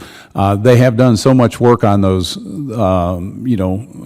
extending the production of agriculture. We've got a great food animal production program that's going on in Northern Africa. But you were talking about, going into these countries. How do you go into a country when you have the whole continent of Africa has got 1.11 billion people on the continent, 650 million don't have electricity, to go in there and develop an agricultural product or market or sector, and you're talking about the corruption that's going on. We were in the Congo. The president of the Congo and his twin sister are billionaires, and we give millions of dollars over the years, billions of dollars. When you have the corruption that's going on in there, do you work closely with MCC, the Millennial Challenge Corporation, and do you put metrics in place that you grade these countries, and if they don't meet those metrics on corruption, on infrastructure, the rule of law, do you pull out? Are you guys willing to do that? Or are there waivers through the military, and are you trying to do other things to get that assistance in there? Well, one of the things we learned by the work that we've done in some of these other nations on ag development is that large-scale projects that spend a lot of money, it's very hard to control and sustain those. And we even found that in small-scale projects, for instance, some of the ag development teams in the protection of watersheds began to build check dams, the old-fashioned, just small check dams, again to preserve the watersheds and reduce erosion. But what we found is when you built something for individual people, then they came back and expected you to pay to maintain it, to pay to continue and sustain it. So we had to find innovative ways to bring in some type of ownership. Unfortunately, I would say in some of those projects, you could see due to corruption, 40 or 50% sometimes of the money just gets skimmed off somewhere in the process. And unfortunately, it's very difficult to sustain. Our long-term development projects sometimes turn into a series of one-year projects rather than a 10 or 12-year program like the ADTs put in place to make things happen. All right, thank you. My time's out, but again, I appreciate the work you guys do. Thank you. Jim's time expired. Mr. Lucas, 5 minutes. Thank you, Mr. Chairman, and I can't help but think for a moment about the comments from my colleague, Georgia, Mr. David Scott, about the unique and wondrous nature of the land grant system. And sometimes we forget in this country, and even occasionally in this Congress, how wondrous it was that since the 1862 Morrill Act, that higher education, university education, has been available to virtually every American. And prior to 1862, that was not the case. This was the first country in the world to make that possible. And in the 1890s, came into the system, in the 1994s, the creation of the land grant system, followed by the Hatch Act and the Ag Research Service and all of those things, and the Smith-Lever Act in 1914. The ability to train professionals, scientists, and actual technicians, the ability to do the research and to disseminate that information. I turn first to you, General Scherer. You commented earlier about land ownership patterns in various countries. So obviously, in your time as your career as an agronomist, in your 39 years as a military officer, you've spent a lot of time in and out of the country. And I'll then ask the rest of the panel to follow on this if you would, but are there any other systems around the world that are comparable to our land grant ARS extension service model? And if so, since there's always room for improvement everywhere, does anybody on the planet do it in a way that maybe we should think about enhancing this combination of resources that we've employed for a century plus? Floor is yours, General. Thank you, Congressman, for the question. Obviously, I am a strong advocate of the land grant system, having spent more than 40 years of my life working in it. Western Europe models our system some, but not the intense local help that we provide with our extension system. One of the major differences, and of course it's a common issue with our commodity groups in our country, is the incentives that those countries provide directly to their producers. But I recall very briefly during the floods in New Orleans and the discussions about how that could have happened, how we let that infrastructure degrade to where that could happen. And they were talking to a gentleman from the Netherlands, and he said, we have a way of life that we like. We're willing to invest in our infrastructure to live below sea level. I'm not suggesting that we attempt to live below sea level, but to have this, to continue the preeminence that we've had, we have to continue to invest. And we've taken a knee just a bit. We're not investing at the level we were, either at the state or the federal level. Now, I know the fierce competition for those dollars, but Congress and all of our leaders in the country have some tough decisions to make to maintain where we are. So it's still fair to say, General, that our land grant, Ag Research Service, Extension Service model is still the best in the world. Absolutely, absolutely. There's none that even comes close, Congressman. My other two friends on the panel, any observations from your experiences in other countries or in other parts of the United States along this line? Yes, Congressman, I don't have experience in other parts of the world, but I can say that as I was training up for the mission and during the mission, I could reach back to any state that I reached back to, they freely gave the information. And when we had issues, the network of the different state extension services, they would talk to one another to get us the answers we needed. So it was a tremendous resource that was much appreciated, made a huge difference. As this committee went through the last Farm Bill process, I was amazed occasionally by the observations of some people about why do we spend the money on our land grant colleges? Why do we spend money on research? Why do we do extension? And the occasional refrain from some of my idealistic colleagues was, let corporate America do it. But the fact of the matter is, the land grants train the scientists, you gentlemen, provide the basic skills, create the pool then that the rest of the market economy uses to perfection. And in all fairness, the Ag Research Service provides a balance with corporate America to make sure that we all have access to technology in affordable ways. And in the Extension Service, disseminating that information, just disseminating that information is so critically important. Again, sometimes we in this Congress and in this country overlook what works so well, so efficiently, to our detriment, and I hope that's never the case, and I appreciate the efforts that you all have provided with all of the system we have, and why it's important to keep it. And with that, I yield back, Mr. Chairman. Chairman yields back. Mr. Lamothe for 5 minutes. Thank you, Mr. Chairman. General Curl, welcome. Thank you for serving. Following back up on the GE crops and such, Mr. Davis talked about that, Mr. Yoho and others, I'm sure, before I was able to arrive. Again, it's going to be in a growing population, again, expected 9 billion by 2050, that it would be a very strong tool to have available. Food insecurity, the possibility to increase production, weed control, better nutritional aspects of the food itself. But, again, there's skepticism. We talked about it here domestically. What level do you find that skepticism in other countries, in other continents there? Is it a big deal like it can be here so much? Is it something that we need to work and develop more confidence in this as a tool on that, especially as if the alternative is going to be malnutrition?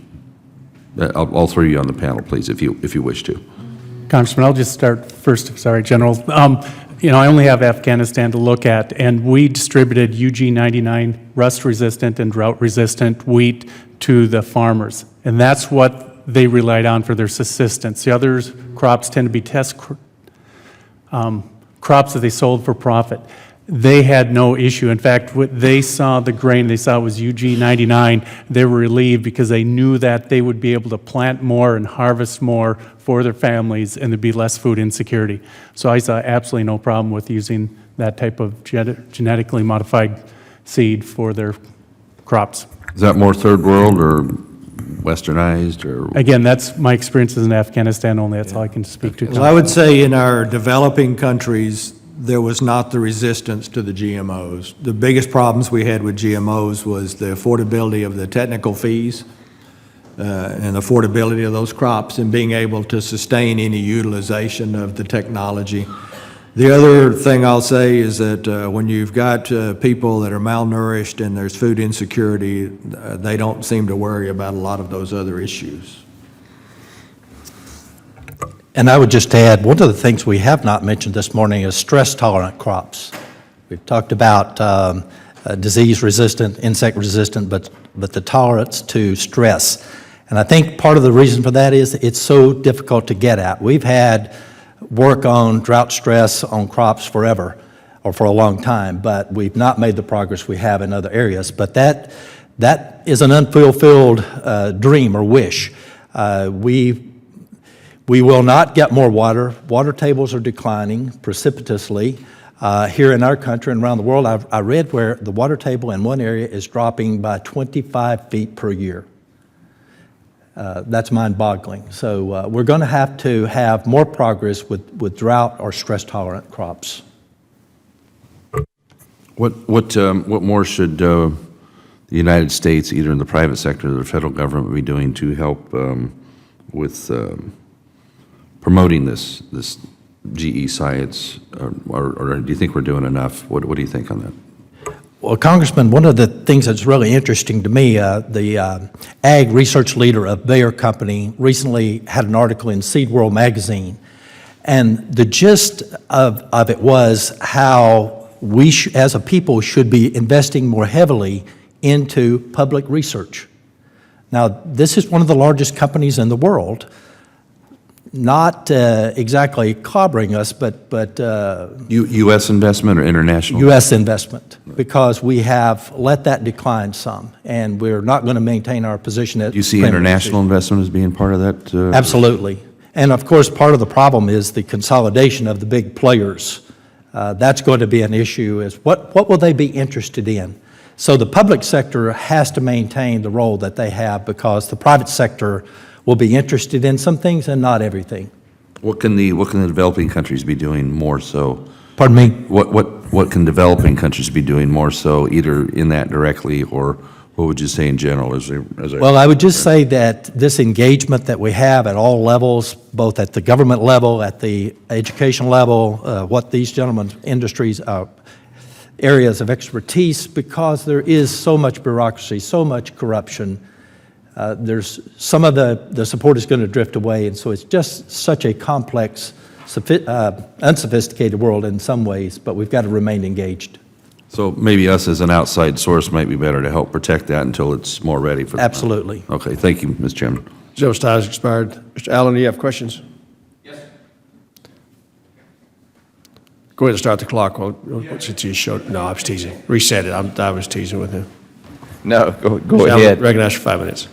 I apologize. There's a lot going on this morning here in this town, but my main reason for getting back here is I wanted to thank you for your service. I'm from Augusta, home of the Cyber Center of Excellence at Fort Gordon, and do appreciate your service, not only to this country, but also, of course, agriculture is the largest industry in our district and the largest industry in our state. I'm a farm boy, and so it's very dear, very dear to my heart. But you know, what I wanted to do, Colonel Onis, you had mentioned in your testimony that due to the 30 years of ongoing war, much of the agricultural practices that would normally have been passed down generation by generation were lost because family members being away at war. My dad was actually drafted in 1942 and served to 45.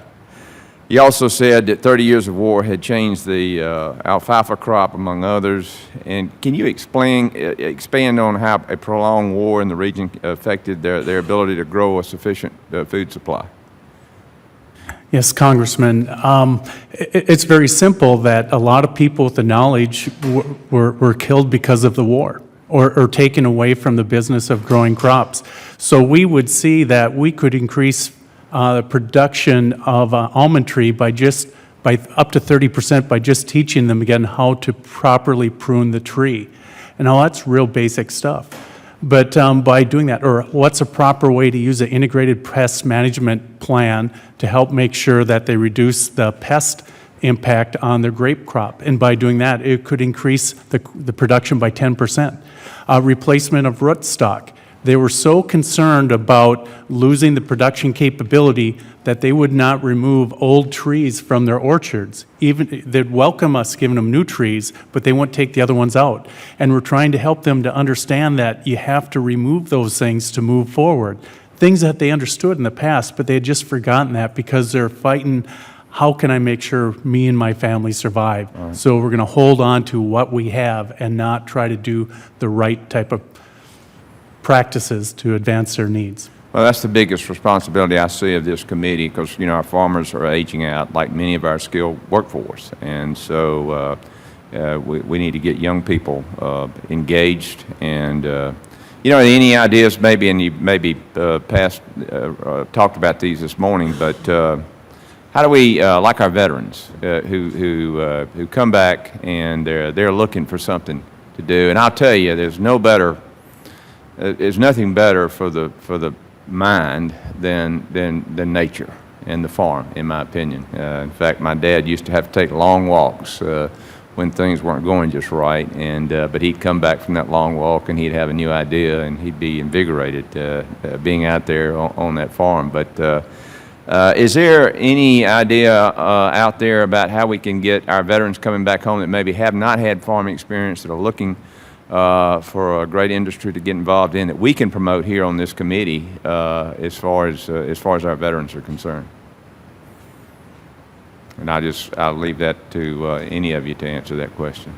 All right, Congressman, I'll give it a start on it. Okay. Since I'm working in the corporate world now, and one of my missions is to help bring veterans on board, we're looking out there and we see a lot of good things out there. First of all, there's 45,000 nonprofits that are oriented on veterans. And a number of those profits, I got that from the U.S. Army Soldier for Life program. So there's a lot of good nonprofit groups out there that are helping veterans say, how can I make this transition into something that I like? And there's a number of those that focus in agriculture. Now, what I would say is, how can we help them find their footing and get their word out to the veterans or to the transition post, the transition programs, so that people can learn about that? As I stated earlier in my testimony, I didn't know all that was available in the agribusiness realm, so I went in the Army. But if I would have known about some of those other opportunities, I think it would be a great opportunity for a lot of these veterans to find their new passion once they leave their service. Good. Any other comments on that as far as engaging our vets in this industry? Well, I'm aware, Congressman, that this committee has engaged the veterans and heard from the veterans, and I think it is about engagement. These things aren't going to solve themselves, and I would applaud the work that this committee and others in Congress are doing. Good. These individuals deserve everything we can do for them. You better believe it. Yes, sir. Yes, sir, engagement and education and the ability to find a financial means to get into agriculture. Any of those areas would be beneficial for our returning veterans. Well, you've got my support. Thank you very much, and I yield back, Mr. Chairman. Jim's time has expired. Well, gentlemen, thank you very much for the testimony this morning and answering our questions. This hearing on the interconnectedness between national security and agriculture is one of a series we've done.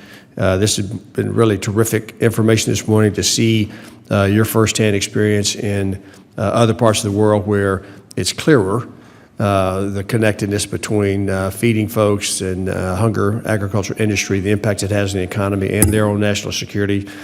We've taken our advantages for granted way too long, and part of our role in this committee is to try to help point out to everyday Americans that the most abundant and safest but affordable food and fiber supply is not accidental.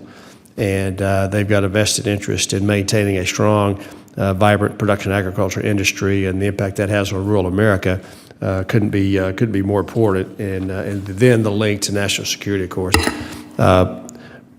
I had privileged to spend one Sunday afternoon in Jalalabad before the agriculture development teams kind of came into existence. And I was with a group of 101st Airborne warriors sitting around a table, basically having a Chamber of Commerce meeting, because they were trying to figure out how to use the agriculture assets there in and around Jalalabad. You mentioned pomegranates, that was one of their products as well. How they could get it to Kuwait, because they thought they had some contracts in Kuwait to export this stuff, but they needed electricity and they needed refrigeration. And these are gun warriors. They didn't know come here from Sikkim about any of this stuff, but they were fully engaged trying to figure it out on behalf of the Afghans. The day before, Saturday before, they'd been in an 8-hour running gunfight with bad guys. They took that hat off, put the Chamber of Commerce hat on. They were really excited about a group of National Guardsmen who were also warriors, but were farmers from Missouri that were coming in a couple of months because they were excited about some real live agricultural experts who made a living doing it, were on the way to help them with that. And so this was maybe the forerunner to the agriculture development teams, and I got to see that for myself, and really impressed. You all served for a long, long time. We ask our military to do a lot of things. Many times we ask them to do stuff they're not qualified to do. That never stops them, never hinders them. They just go get the job done. So thank you for your long service. I appreciate that. As our nation sets priorities for resources against a backdrop of $19 trillion in debt and growing, against all the competing issues that are out there, I think this hearing and your testimony will help us convince our colleagues on both sides of the aisle how important the resource allocation that we do wind up with that goes to ag education and ag research and the safety net that underpins the production agricultural system in this country, that is one of those priorities that we need to work on and protect as we try to cope with both the struggle of limited resources and continued challenge we've got moving forward. The official words are, under the rules of the committee, to the record of today's hearing will remain open for 10 calendar days to receive additional material and supplemental written responses from the witnesses to any questions posed by a member. This hearing of the Committee on Agriculture is adjourned. Thank you.